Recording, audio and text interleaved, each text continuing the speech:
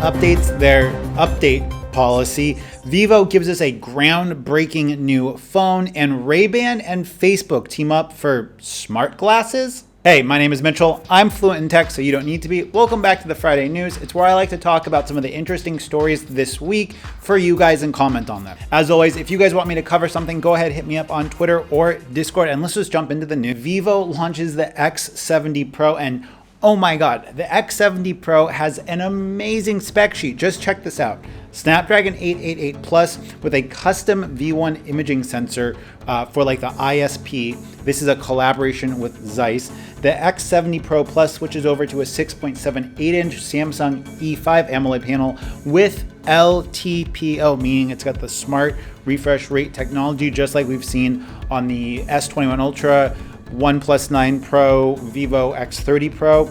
We have the 50 megapixel Samsung Gen 1 sensor, which is a really physically large sensor. It's likely the same sensor that we're going to be seeing on the Google Pixel 6 that I just mentioned, but it's coming with an f1.5 lens. Just to give you guys some context, most of the lenses I use for my cameras are f1.4, and they have a really big opening. They allow a ton of lighting, and to have a combination of still large sensor with such a big lens, it means that you're gonna be able to take photos with this camera in the lowest of light. We have a 50mm portrait lens, which has a 12 megapixel sensor, but get this, 50mm equivalent and an f1.6, meaning you're gonna get a ton of great natural bokeh, and portrait pictures on the Vivo X70 Pro Plus are going to look phenomenal. The ultra wide camera uses the IMX598. Now this is one of the older BBK custom sensors that came out about 2 years ago, but it's going to be getting paired with an ultra wide angle 115 degree view, which is absolutely incredible. And as it was, this sensor was already 1/2 inch, which is a decent size for a camera phone sensor. All of this rounds up with the Vivo X70 Pro Plus coming in at $850 in China, so maybe around roughly $900 after taxes. This is a crazy good deal. Next up, do you guys remember the Snapchat spectacles?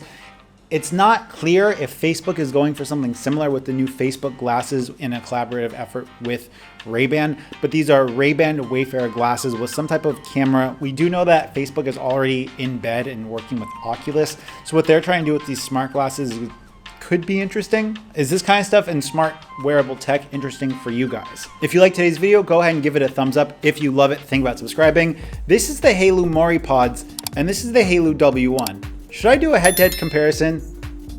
Okay, let's talk about Xiaomi. Next up is Xiaomi's revision to their update policy. Before, you were only guaranteed 2 years of Android updates before Xiaomi would stop supporting your device. But after the Mi 11T and Mi 11T Pro, all of the upcoming Xiaomi devices are going to be getting 3 years of Android updates. So whether or not Xiaomi is going to trickle this to their Poco as well as their Redmi brand, we don't know. But for all of the Xiaomi branded devices from here on out, you guys can expect 3 years of Android updates, or basically what Samsung is doing.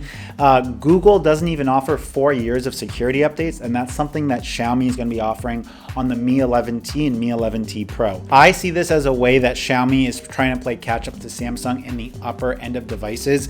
Being that I just switched to Samsung from Xiaomi, software support for the long run was a concern of mine personally.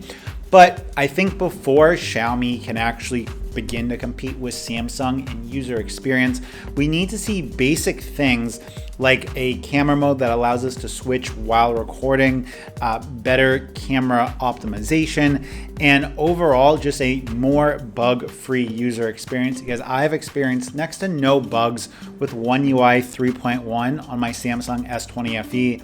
I've done videos about this already. I like to see that Xiaomi is doing this. I just think that this is one thing on paper, while there's a bunch of things left for the user experience that are left to be seen. Also, quick random thought. If the Mi 11T Pro is a Redmi K40, does that mean the Redmi K40 is not going to get 3 years of Android updates, but the Xiaomi version will? There's tons of questions left up to be seen because Xiaomi rebadges so many of their devices.